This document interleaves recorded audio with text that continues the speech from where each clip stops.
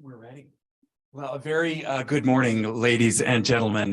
Thank you so much for being here. Those of you joining us here on Connecticut Avenue in Washington, and many more online. It's a pleasure to have some of you actually in person. The times are changing, Sally Ozell. My name is Brian Finley. I'm the president and CEO here at the Stimson Center. It's with great pleasure that we convene this quite remarkable panel on a critical issue. We're here to shine a spotlight on what has clearly and quite rapidly become one of the most existential security issues that we face as a country here in the United States and as a people around the world.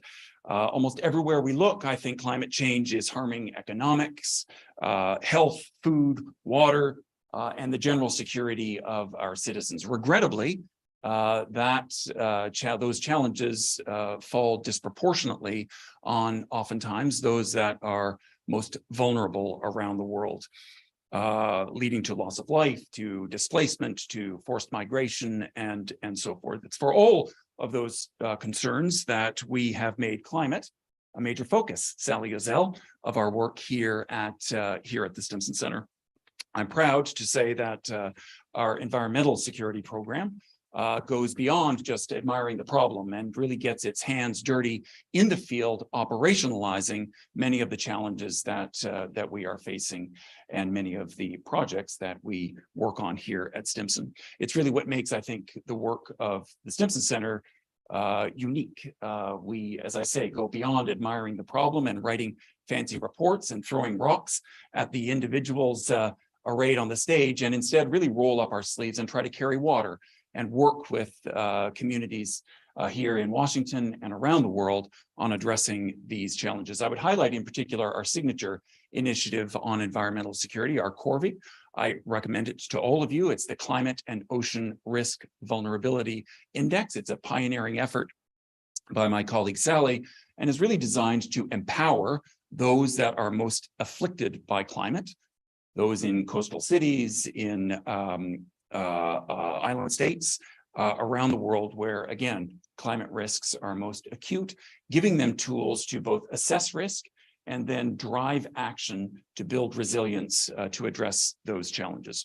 We're very grateful today to have three leaders in the field joining the panel. We are going to introduce them in just a moment, but I want to introduce first someone who needs no introduction to this room and to those online. Sally Ozell has spent her career in and out of government, in private industry, in the NGO community. We are proud to have her here directing our environmental security work. She served in and out in various capacities at NOAA, Department of Commerce, on Capitol Hill. She served in John Kerry's office, both on Capitol Hill as well as when Secretary Kerry was serving in that capacity at the State Department as his oceans advisor. I'm deeply inspired by Sally's work, and we are very grateful to have her here leading our environmental security program. As I mentioned, she is Senior Fellow and Director of our environmental security work. Ladies and gentlemen, I give you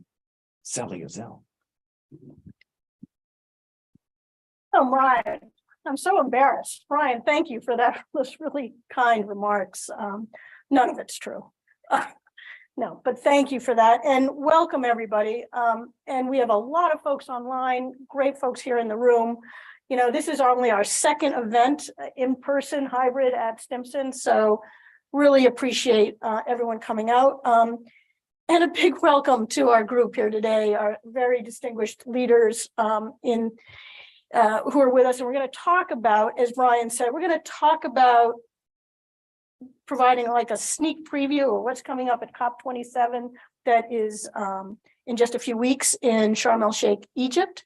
And we're going to really focus our discussion on that climate adaptation gap for small island states and coastal communities, you know, and particularly coastal communities in least developed states.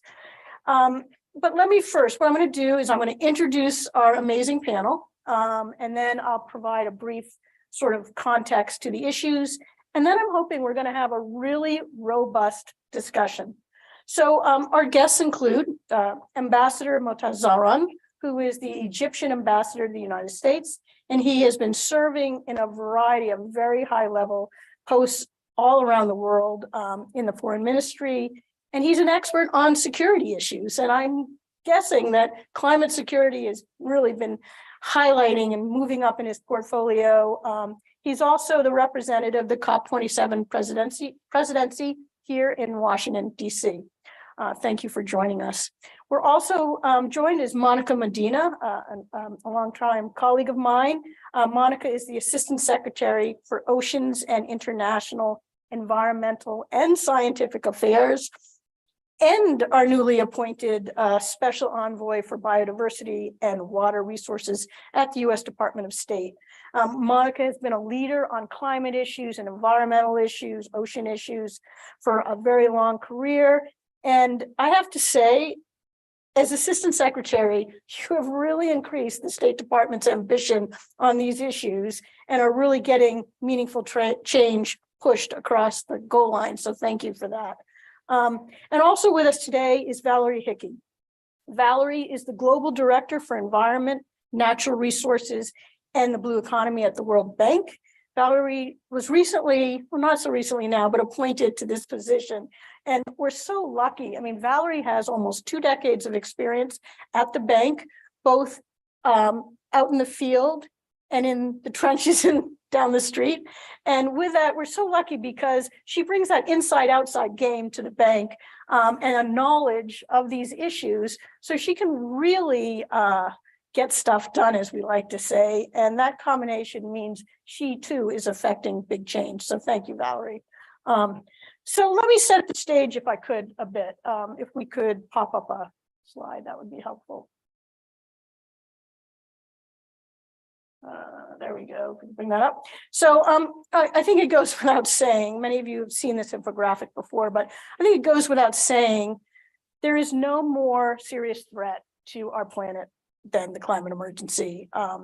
This is particularly true for the 900 million people who live in low-lying coastal areas.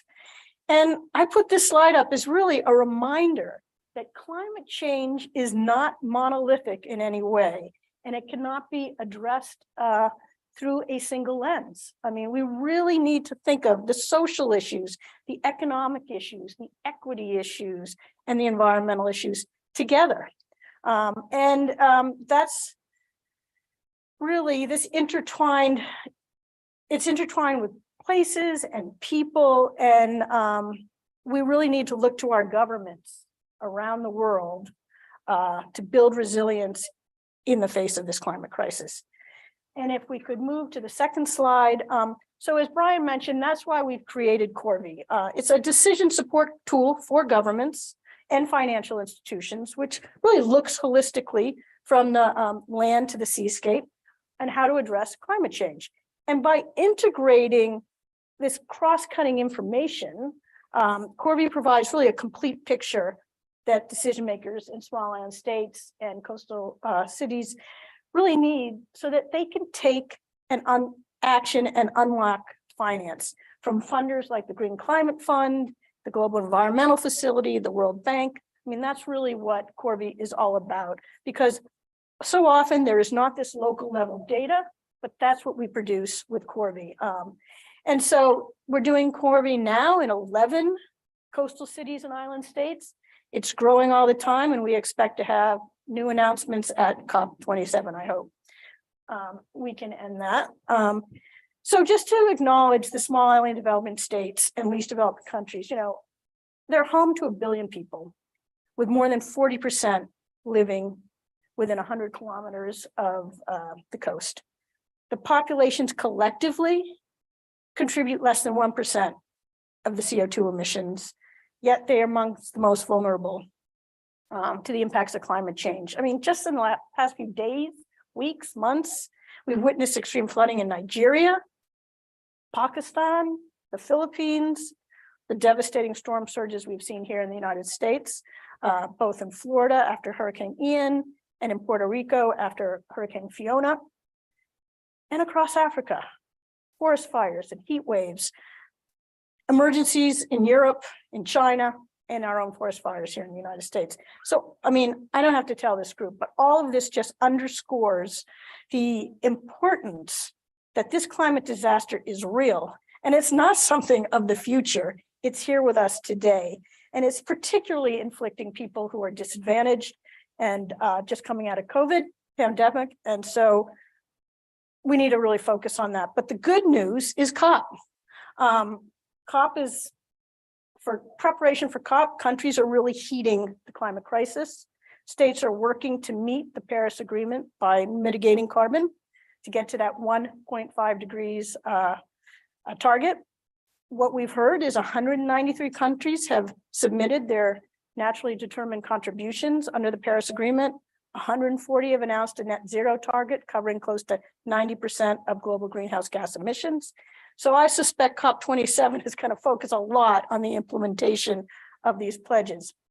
But what we saw last week at the IMF and World Bank meeting here in Washington and during COP26 in Glasgow, coastal communities across the global South and island states are really raising their concerns that they need assistance to build adaptation and gain access to funding streams, including debt forgiveness. And some have even highlighted the idea of nature swaps, debt for nature swaps. And with the UN estimating that 300 billion is needed annually to fill the adaptation gap in developing countries, we need to get rolling. So achieving 1.5 degrees is imperative, but meeting coastal communities' need for resilience is also really critical. And that is where the tension lies. So I'm hoping that, this is not an either or scenario. This is a scenario that needs to find solutions and actions to address both. And I'm really hoping we can touch on that and discuss that today.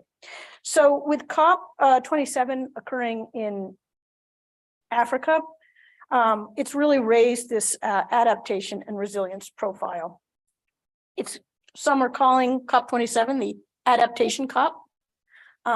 So with that, let me turn it over to our great panelists. And let me start with a question for you, Ambassador. What are the expectations and priorities of the COP presidency for Egypt? And with it taking place in Africa as the Adaptation COP, what do you anticipate? Will there be a greater focus on these issues than maybe previously? Well, thank you, Sally, and thank you for the Stimson Center for having us on this panel. I think it's only opportune as the lead up to COP, really accelerates. It's a COP that we take pride in. Everyone in Egypt is geared up and is actually excited in putting things together for a successful COP to be the outcome at the very end. Now, you're absolutely right. You've laid the stage extremely well. It's a developing nations COP. It's a COP that will focus on the priorities of developing countries, of the African continent as a whole. And it is as such an African COP by excellence, Egypt being, of course, at the helm, and Egypt, of course, being the convener in Sharm el-Sheikh. The priorities are such, will be reflected of Africa and the developing world and injected into the discussion, and these priorities will figure. Nevertheless, Egypt is still the president of COP, so Egypt will continue to approach the issues in a balanced and fair way, not to diminish from the priorities of the developing world who have for long felt that their interests and their concerns were somehow have subsided in discussions and have seen the elevation of specific climate issues at the expense of others. And here we speak about, of course, mitigation, adaptation, and where the strike of the right balance should lie. So one of the things that we should expect is a COP that will elevate adaptation to the same level of mitigation. But not only that, climate change is always part of the discussion is how to be holistic in the approach and how to tackle each and every issue from an environmental angle, an economic angle, a developmental angle, because all of these have impacts on climate change. Now, to achieve progress and advance on these issues, there needs to be a continuous search for the middle ground on negotiated topics. It is imperative here to strike the balance. It's not just mitigation and adaptation, as everyone in the room and who's following us online knows. It is mitigation, adaptation, it is loss and damage. When we talk about small island states and coastal communities, Egypt is no different from them. We have a whole delta area that could vanish in a matter of a couple of decades, maybe, or a little more. 1% of Egypt's land could also vanish. That is the whole delta area, and the livable area in Egypt is only 5.5% of Egypt's landmass, which means that 1% of the 5.5% will completely vanish if we don't take action and we don't have access to the tools by which we should address all these issues. So it's loss and damage, it is implementation on finance. Of course, the finance here is key, and of course, technology transfer with clear, of course, implementation indicators for each. Now, it is equally important, you mentioned this, to keep the 1.5 degree goal alive. It is also important to stay well below the 2 degrees, and this is what was Paris all about, and what Glasgow had confirmed. And this is something that Sharm el-Sheikh will also have to continue to emphasize on. Now, the challenges are many, and so in a global context that is not necessarily conducive to to many issues, including climate, of course, which is the topical issue of the day, but the rise in energy demand and the rise in its prices poses a huge burden on developing countries. Now, the balance between reducing emissions from all sectors of the economy and the legitimate aspirations to achieve sustainable development is another issue here, to adapt to climate change and build resilience with just transition as a core principle. Now, these are just a few expectations from Sharm el-Sheikh that we might wish to think about and see how to advance.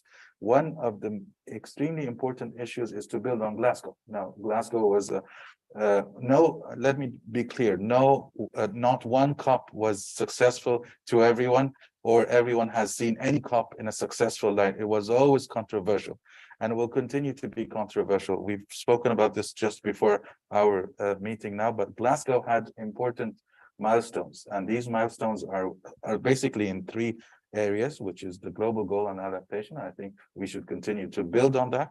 We should also continue to build on the new goal on finance. You know, the finance issue is something that we might wish to discuss later on during the panel, but also there's dialogue on activating the loss and damage mechanism, which is something extremely important to the theme of today's discussion, as you've put it, Sally, the small islands and coastal communities, who are the number 1 sufferers of climate change. And what we've all come to realize that, you know, the climate change challenge is real, and it's no hypotheticals anymore. You know, there was discussions, and there continues to be discussions, and there are those who want to get into the room, those who were seen or always seen as being the real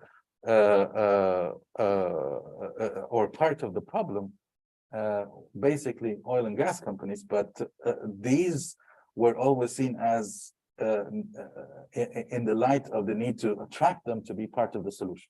And this is an ongoing question, and it will be an ongoing debate. But anyhow, one of the other things you've referred to, NDCs, of course, one of the most important things that every COP has to keep an eye on is to continue to mobilize, and we've seen NDCs out, but we should continue to mobilize the revision of these NDCs and to encourage countries to continue to provide them. And this also caters to the 1.5 goal. So basically, if I can always dwell on other issues whenever you pose them, and I'll just pause here for the vote. Okay, well, thank you. Clearly, climate security has risen for you. Very, very excellent comments. The balance, the mitigation and adaptation, holistic approach, the economic, social, economic. So with that, I'm going to turn to Monica if I could for a second. So Monica, President Biden, Secretary Kerry, Secretary Blinken, yourself have been really raising the climate alarm for many years, offering solutions both home and abroad. So as we're heading into the adaptation COP, what are the steps that the U.S. government is taking to support adaptation and resilience building around the world, and what can we expect to see at COP? Thanks, Sally. It's really a pleasure to be here. I want to say, that the Stimson Center has been a leader in this area for a long time, and much of that is thanks to your work, but their own focus on natural security really helped, I think, elevate this whole issue in the debate on climate change, but in the debate on biodiversity loss and on how to have a healthy planet as well as a secure one. And we know those things are related. We in the US government are very focused on biodiversity and nature and adaptation and climate change all together. We are working extremely hard to prepare for several important meetings that are coming up this fall, including the COP in Sharm el-Sheikh, but also the COP on biodiversity that will be hosted or led by China, but hosted by Canada later this year in Montreal. And we see these as really important opportunities to bring forward the work that we're doing on adaptation and resilience and on nature-based solutions in particular. We know that there is no one-size-fits-all solution, as you said, and we also know, as you said, Ambassador, that there are parts of the world that are being hurt today, right now, by the impacts of climate change. And we don't have to look very far beyond our own coastline, but we know that the suffering around the world is tremendous. And we also know we have to continue to mitigate. So balance, or I think we have to do more. In other words, our ambition has to be elevated in both areas, both in the mitigation area and in the adaptation area. And that's, I think, the importance of this COP is really pivoting to implementation and furthering the work on adaptation is really top of mind, and I think will be on the top of the agenda. And we are bringing some, I think, important new deliverables to the COP. I can't talk about them yet, but we're very excited, and they're drawn from our own experiences in the world. So we just held here in Washington a summit of the Pacific Island leaders, where we had long discussions about the challenges they're facing, and the president and the Secretary of State heard firsthand from the leaders of these countries about how important it is for us to address their needs now. And we've been working on that through some additional foreign assistance that we've carved out for the Pacific Islands. And much of that has to do with both building resilience into their coastlines now and helping them build blue economies around their nations, which are really driven by their ocean territory more than their land. And we're excited about the fact that they now see their future not just built around tuna fishing or extraction, but around sustainable blue economies, and want to see themselves as part of the climate solution. So do lots of countries in Africa. And we've been working hard on that as well, particularly because the COP is in Africa. So it's a wonderful way for us to be able to spotlight the work that we're doing there with governments from, South Africa all the way up to Egypt and everywhere in between. And we're also placing an emphasis on indigenous peoples, tribal nations, and others who have been left out of the conversation up until now. And that began even with our work at Our Ocean Conference last spring, something, Sally, I know you're very familiar with from your work, helping to launch those with Special Presidential Envoy Kerry when he was the Secretary of State, made oceans a key part of his work, and it remains that way today. And at Our Ocean Conference, we worked very hard to bring in the voices of indigenous peoples and island nations in particular. It was held in Palau, which I think gave us another chance to see firsthand why these issues are so important. We're also working on extending the global community's efforts on security out into the high seas areas through the BBNJ negotiation, which we expect to continue. And that is another way in which we're hoping to address these ocean issues and help least developed countries share in some of the benefits of those areas. So we're continuing to work in lots of different ways, not just because we want to deliver something at the COP, but because we see this as part of our whole of government approach towards climate change and our efforts in lots of fora. We are not just working one place, we are working across the board to try to elevate adaptation, nature-based solutions, and resilience into our climate work and all our work, whether it's from health security to national security. Well, great. Thank you. Oops, am I on? Yeah. Thanks, Monica. I mean, that's what it is. It's this all of government, all of issue approach, which we've heard from now our first two speakers. And bringing in the blue economies, particularly for the island states, is so important. I mean, we did a Corvi in Kiribati recently, and they're really trying to get off a little bit from the tuna fishing and move on to other possibilities. So Valerie, you are an expert on the blue economy, you know, as we saw last week during the IMF and World Bank meetings, there is really a growing focus on adaptation. And what lessons can we learn from the work the World Bank has done on the ground, linking climate to development assistance? Thank you, Sally. It's such an important question. And I do first want to thank you and the Stimson Center, because honestly, this focus you've had, even during COVID times, when we all got distracted, on the intersection of development, climate, and nature, in the places that need that nexus most, has been so important. I really, really am grateful. But I also want to mention what's so important from this panel today, and particularly what I just heard from the Assistant Secretary, which is the importance of fellowship. We forget that climate change is not just a developing country issue. It's not just a poor country issue. It's affecting the US. It's affecting Egypt, a middle income country. And so when we talk about the small islands, particularly the coral atolls and places like the Pacific, yes, it's a life or death choice. The difference between a 1.5 degree world and a 2 degree world is the existence of some countries. Think about that.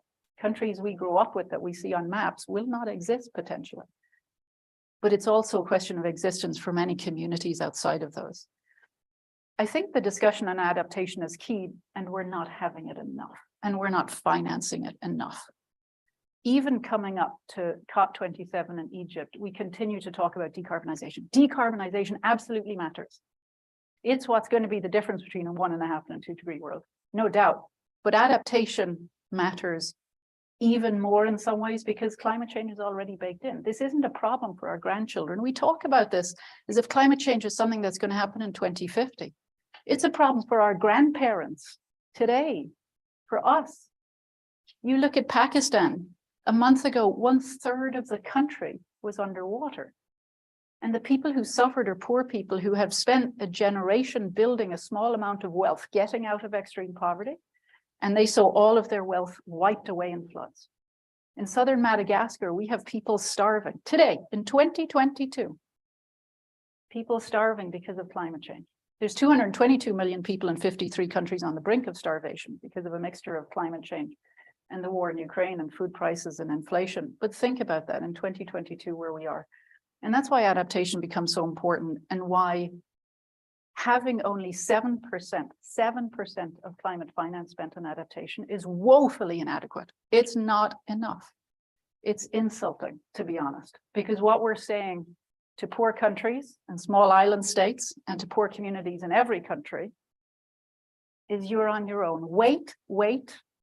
We've got to figure out decarbonization first. And they don't have, of all the people in the world, they don't have the luxury to wait. So 4 lessons from the work we've been doing in adaptation. For us at the bank, last year in our fiscal year that ended June 30th, we invested almost $32 billion in climate finance. Of that, half of it was in adaptation.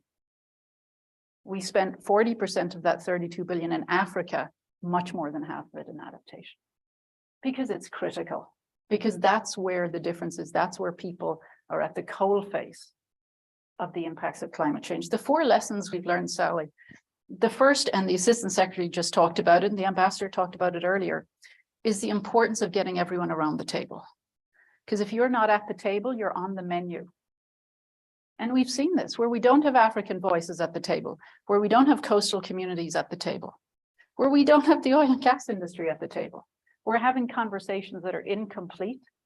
We're having conversations that are weighted towards decarbonization. We're having conversations that are weighted towards the middle class and people who are okay, and not about the indigenous peoples, the local communities, the poor communities. So if you're not at the table, you're on the menu, and it's our job to get everyone at the table. The second lesson is the importance of actually making sure we're focusing on impact. One of the concerns I have, and I grew up as a biodiversity specialist in the bank, I'm a conservation biologist, is that too often we talk about nature-based solutions, for example, without really being sure, how do we engineer nature in such a way that it actually delivers climate services? Are we comfortable if we're going to ask a community in the Delta in Egypt, or a community behind mangroves in Indonesia, and the Delta in Bangladesh, you can put your school there and I guarantee you those mangroves are going to keep it safe if there's a storm? Are we really sure? We talk about these nature-based solutions, but we need to be confident that they're engineered in a way to create that impact, and that's important. The third lesson is the importance of early warning systems. We don't talk about that enough. Communities are going to remain exposed, they're going to remain vulnerable, so let's make sure they have the time to get out of the way. So early warning systems matter, and investing in those, it's often not sexy. These hydromet services, people don't think they're particularly important or sexy, but they're critical so people have a chance, even if it's just hours. Ideally, it's days or weeks to get out of the way. We saw the difference just here in Hurricane Ian, where you do have those early warning systems in place. Imagine what would have happened if you didn't. And finally, it's the importance of getting finance and defragmenting the financial architecture. We live in a world with not enough money, but quite a bit of money for climate finance, not enough for adaptation, but even where we do have adaptation, we're financing adaptation projects, we're not financing adaptation systems. We need to defragment the architecture so that we're using grant financing, which is extremely scarce, to allow countries to do the policy reform, to do the institutional strengthening that they are not going to borrow money for, that the private sector will never finance. We need to use our grant financing for that. We need to use the scarce grant financing to build a pipeline of investable projects that either private capital or overseas development assistance, World Bank capital, can be used to finance. And once we get those rules of the game cleared away, once policy looks better, once we talk about greening systems, you create a predictability premium where the private capital can come in, because now they understand what revenue flows there may be. They can price risk better. So we need to, as that fourth lesson, to really defragment the financial architecture so we can use the scarce money we have in adaptation to the optimum. Very concrete and very important. Get everyone at the table. I think we've heard that from all of our speakers. Nature-based solutions need to be more certain. Early warning system, as you said, we saw recently in Ian, and focusing on the right kind of finance that will have the greatest benefits. So really thank you for those comments, Valerie. And so, so we know there are gaps, financial gaps, that's what we've all talked about, but there are, I think, other gaps. So Monica, where do you see some of the other gaps in this effort to build resilience and adaptation? And what do you think also needs to be done to address those issues? So that's a great question, Sally. And I think from our perspective, this to pick up on what Valerie was just saying, I think early warning systems is a really important area for us all to be leaning in. And then making sure that we understand, even where we know we're going to have impacts, we understand beyond just the physical impacts. What I love about Corby is that it looks at the socioeconomic data. You don't just look at, inches or feet of sea level rise. You look at where are the impacted neighborhoods going to be most harmed because of the socioeconomic data that you factor in. I think that kind of sophistication in our adaptation efforts is really what we need. We can't afford, as Valerie said, to build back in the wrong places, to build back in ways that are ineffective. I think we need to think about restoration as a way of getting climate benefits and nature benefits and adaptation benefits. What we look for is that triple or double or triple bottom line, where we can both improve nature and biodiversity, we can restore or protect areas that are critical for biodiversity, but also then build in climate benefits. And by doing that, I think we really help people. At the end of the day, this is about people. This is about protecting people and their livelihoods, their way of life, their health, and their security. And so thinking about this as not just engineering the environment, but figuring out how people and the environment interact in ways is really, really important. So if I had to say, back to your question, gaps, I think it is really thinking about early warning systems and where do we need this information most, and factoring in the people part of it, which is, again, what makes Corby so unique and I think so valuable. Thank you. I think what I'm going to do is I'm going to ask two more questions of our panelists and then we have questions I'm sure that are teeing up and then both here and online. So if you have questions online, type them in, and if you're sitting here with us, think about it, and we'll be there in a second. But so Ambassador, COP27, 3 weeks away. Can you give us any kind of preview of any announcements we'll see coming out of the Egyptian government? Well, thank you, Sally. I think they will be in abundance. It's an Egypt that has developed and is continuing to develop a series and a number of initiatives that will tackle different facets of the problem we're facing, and they will be announced on different days. And these days are a number of them according to their themes. For thematic discussions, there will be a finance day, a science day, a youth day, decarbonization day, adaptation and agricultural day, gender, water, energy, civil society, biodiversity, and solutions day. So all these thematic discussions will happen on different dates. But during these thematic discussions, Egypt will be launching a number of initiatives, and these initiatives will be corresponding to the themes of each day. And I have a number of them here, and I can share them with you, even if we haven't started the COP exercise yet. But we have a food and agriculture for sustainable transformation initiative, which has the acronym of FAST. And I think we've gained the tradition of putting acronyms to titles from the United States, I think.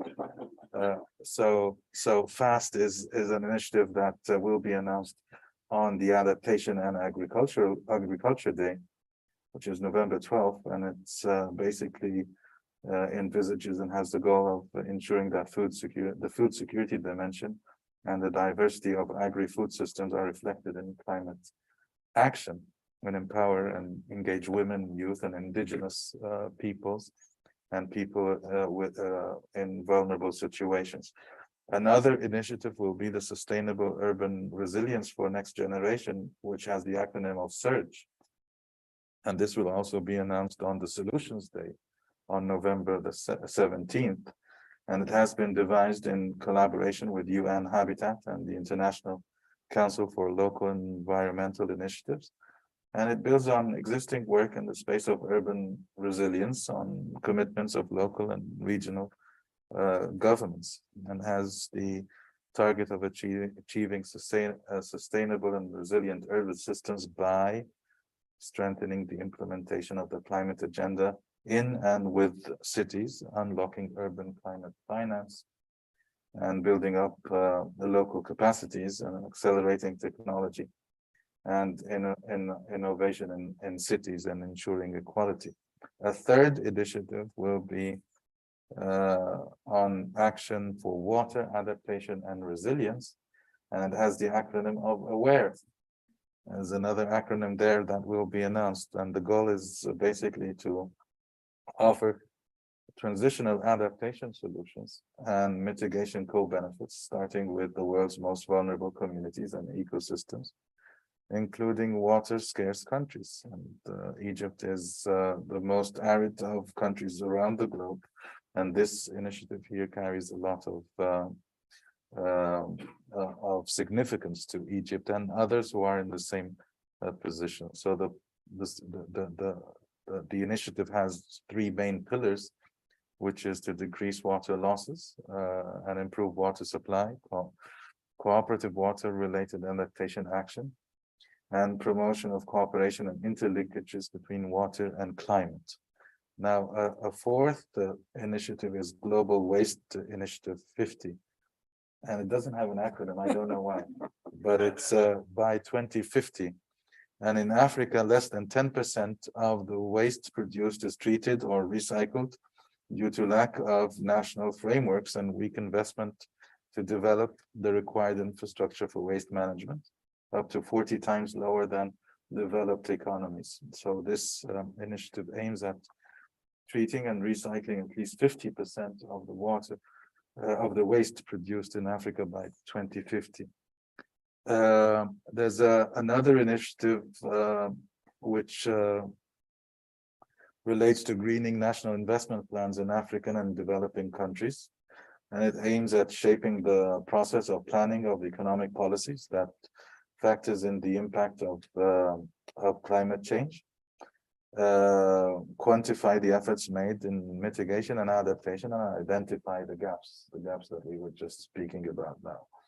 Now, it aims at proposing a set of essential guidelines and criteria, and basically it will engage all relevant stakeholders. And as we've spoken on a number of occasions, no government alone should bear or could, in fact, bear the burdens, but private and public. And these partnerships should, evolve, including, of course, the civil society, the private sector, the academia, and research communities, regional global development partners, multilateral MDBs, multilateral development banks, and philanthropic efforts as well. Another is Climate Responses for Sustainable Peace, and this has the acronym of CRISP. And it aims at contributing to the realization of the 2030 Agenda for Sustainable Development 2063, which is the African Sustainable Development Goal. And it caters, of course, here, and it falls well into a number of African initiatives, which is the Silencing of Guns Initiative, the African Climate Change and Resilient Development Strategy. It strengthens the climate adaptation. In every one of these initiatives, adaptation is core and is pivotal and is essential. Now, at the very end of the COP, you will see a Sharm el-Sheikh guidebook for just financing. I think this is something else that caters to the theme of our COP this year, which is from pledges to implementation. Enough of pledges, and now let's see what we've agreed on in the past, and let's try to implement them in good faith and in a just way. So this guideline is it sets out an adaptive and flexible and implementable international framework for climate action that is applicable for developing and emerging economies, with special focus on Africa. Now, I will probably stop here. Enough initiatives so far, but there has been actually one initiative that our Minister of International Cooperation was who was here for the annual meetings, who spoke about in each and every meeting she had, which was already launched in Egypt, which is NOEFI. I don't know if she spoke about it with you at the World Bank or not, but NOEFI is the acronym is in Arabic, but in English it's NWFE, which is pronounced in Arabic Nuwafi, and it basically means fulfilling pledges. That's the Arabic word for it, and it aims at accelerating the national climate agenda and providing opportunities for mobilizing climate finance and private investments to support. And this is an Egyptian initiative. It's tailored to Egypt to support Egypt's green transition. I spoke about the blue in a while, and now we're speaking about green, which figures in very well and caters to the efforts of adaptation and mitigation together. Green transition reflecting interlinkages and complementarity between climate action and development efforts. And this is part of our messages also out of COP, that there needs to be these synergies that need to come together and set up these interlinkages between both areas. So this is probably in a quick nutshell what Egypt has already announced or is planning to announce during COP. Well, it's a big nut, obviously, and we may be smiling at acronyms like FAST and SURGE and CRISP, but they really encompass a lot of really important issues. We couldn't get out of the US what they're going to announce, but thank you for sharing that with us. So Valerie, I'm going to ask you one more question. I do know I would like to at least try to get to one or two questions from the audience. The bank does a lot of projects, and you've been doing a lot of projects over the years, but how do you take on the ground projects and really build them up to that sort of greater system level resilience? I think the short answer, and I will keep it short, is policy reform. At the end of the day, if we only focus on financing projects, then we'll forever be in the boom and bust cycle of a really nice project. The money goes away, the results go away.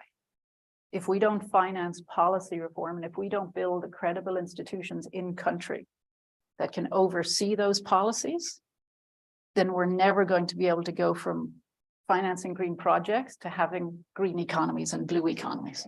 Let me leave it at that. Okay, that's terrific. So let's first, we have any from anyone, or should we go here? What do you think? Is anyone here in the room? Okay, yes. So there's a line of small islands boards that islands also. And please, can you just say where you're from? Oh, sorry. I'm from the country down. Very good. Okay, welcome. Sorry.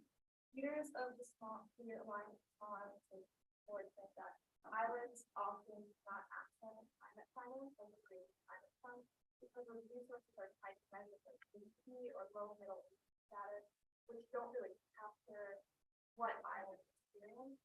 Do you know if there's a way to tie access funding more directly to measures and if so, how? Well, that's a great question. I mean, that is what CoreView is all about, is trying to empower these communities with the kind of local level data and information that's needed. But I'll just turn it over and ask if any here, Barry, please. So it's a question we get all the time. So most climate finance is not tied to income status. There's always a mixture of income status and vulnerability.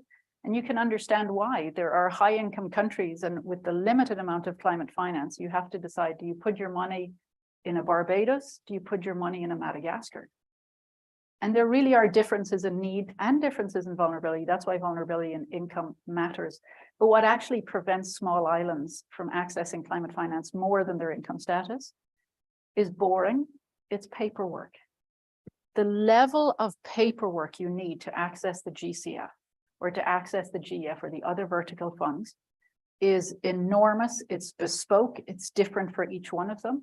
And when you have small islands where you may have 2 or 3 people in an entire ministry, they simply don't have the bandwidth.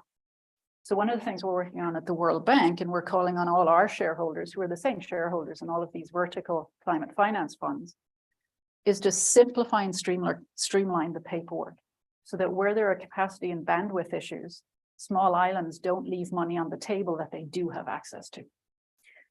And that is so important. I mean, we're just finishing a project, a CoreView project in St. Kitts and Nevis, and they're so excited to have it over because they say it's the information that we've pulled together throughout this, that they can now use, have that local information they need, the data to apply to some of these funds that do require a lot of information. Monica, do you have any thoughts on this? I do. The one thing that I've noted from the Green Climate Fund in particular is that they're looking for large grantees. They're looking for particular grantees with which they have a long-standing relationship, that they feel are trusted partners. And that's not often the same as governments themselves. So we're now focused on how can we help find the right intermediaries to help small island developing states or African nations have more access to these funds. They're stuck in the bank. They only then go to these large partners, and it takes a long time then for it to get to communities. That's another gap that if I had really been thinking about finance gap, that's one that's definitely out there. And I think that's a place where governments can help. Governments like ours that are donors to those big funds want to see the funds making a difference now. So I think we'll be focused in the coming months on how do we bridge that gap. Amen. Yes, yes, yes. Second question. Yeah, Brian. Thanks. Brian Eiler, Director of Stimson Center Southeast Asia Program and our Energy, Water, and Sustainability Program. Valerie, I want to commend your highlighting, underscoring the need for early warning systems. And we at the Stimson Center, we have developed a way to issue early warning to communities in Southeast Asia along the Mekong River for flood early warning.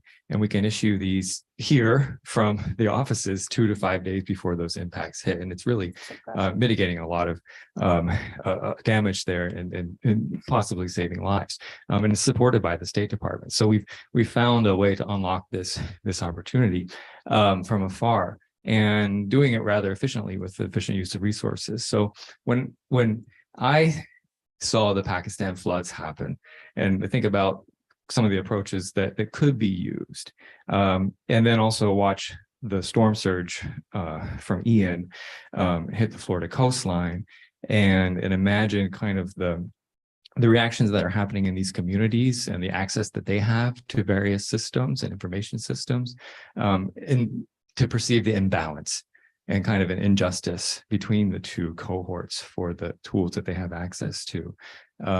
Really it hits hard when you know that there are tools and approaches out there that can work and can be deployed efficiently and quickly. So the question is to all of you, what are the barriers, more so than we've already discussed here, to a more rapid deployment of early warning for these climate risks and disasters? So I would say one barrier, not necessarily to early warning systems, because they're not sexy, but increasingly donors and development partners understand how important they are, and they are getting financed. One thing governments love about them is they often come with physical infrastructure that they can cut a ribbon against. And that's a nice thing to be able to do. So they can show their people at home it matters, that the money they're spending on something concrete. What's often missing, however, is that even if you have an early warning system, if there isn't infrastructure to get out, if there isn't a road, if you don't have access to some sort of a vehicle to get you and your key assets out of there, what good is an early warning system? What good is it if you don't have somewhere to go? So you have a road, but where are you going to go? Where are you going to sleep that night? Where are you going to get food that day?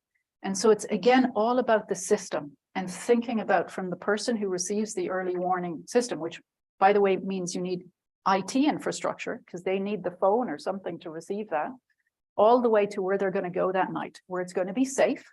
This is a huge problem, particularly for women. When they're put on the road, they don't know where to go and they end up in an unsafe space. Can you imagine? You have to decide, am I going to stay here and risk a flood? Am I go somewhere and risk a rape?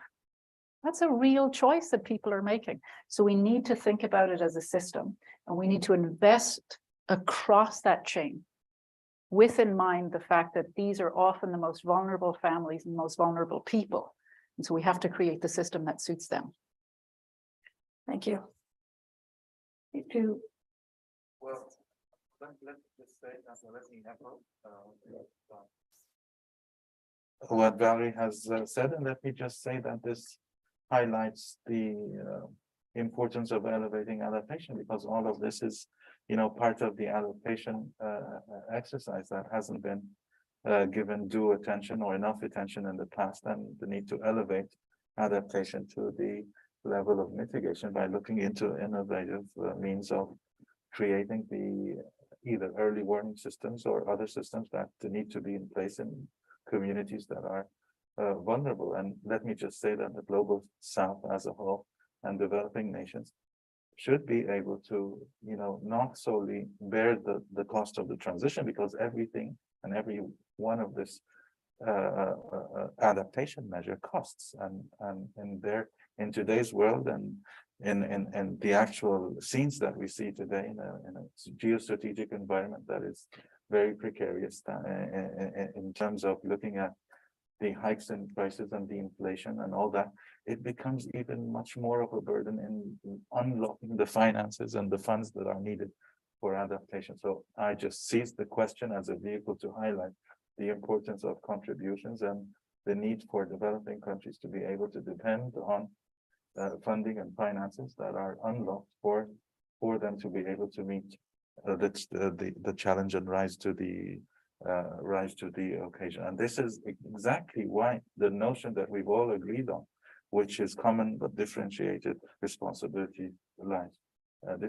This only highlights that this notion should continue to guide our work in a way that is complementary. So I'll just throw in our acronym. Since we could not match the Egyptian government, I don't think, in the number, but our adaptation project or program is called PREPARE. It's the President's Emergency Plan for Adaptation and Resilience. And I think that the fact that we've thought about it in terms of resilience is also part of what we need to do. We know that every dollar that we spend to prepare for a climate shock saves $7 on the back end. So, and I think for me, the other important point for the US government is that while this is a really important thing for us to do with governments and countries that need this kind of early warning system, all of that benefits the global effort at providing climate forecasting. All the data that we collect becomes part of a global enterprise in understanding climate and system change, and for everyone on an ongoing basis. So it's a win-win. Thank you, Monica. So I'm being mindful of the time. Well, first, just in response to this question, here in the United States, we just witnessed, in Ian, what affected the disabled, the elderly, low income, and that's in the United States. So we can only imagine what it means globally. So I think it's something we all really need to focus on. And so, okay, I have one last question for everybody. When in about a month, when we look back on COP27, is there a word or a phrase that will really define, in your view, what COP27 achieves? Ambassador, I'll turn it over to you first because it's in your home. Well, absolutely. I have one word, which is implementation. And if you want a phrase, it would be from pledges to implementation. Okay, excellent. Ditto. I'm going to steal that one and Okay, go the with word it. is not ditto, it's implementation. I think if we were trying to say something very similar, we've been focusing on raising ambition, and now we need to turn from ambition to action. So similar theme. Great. Raising ambition, implementation. What I took away from our conversation today was we need to certainly, take the opportunity to turn the climate pledges into action, but we also really need to support and promote the holistic and integrated approach for adaptation. Balancing them more. I love the global fellowship idea. And that's what all of our panelists are really doing to push the needle forward on these issues. So I think we just owe everyone a big round of applause and thank you. And for all of those who will be at COP, I'll see you there. We have 3 great events on adaptation in Corby, and they'll be, I think, on the 10th. So come find us and come check it out. Thanks.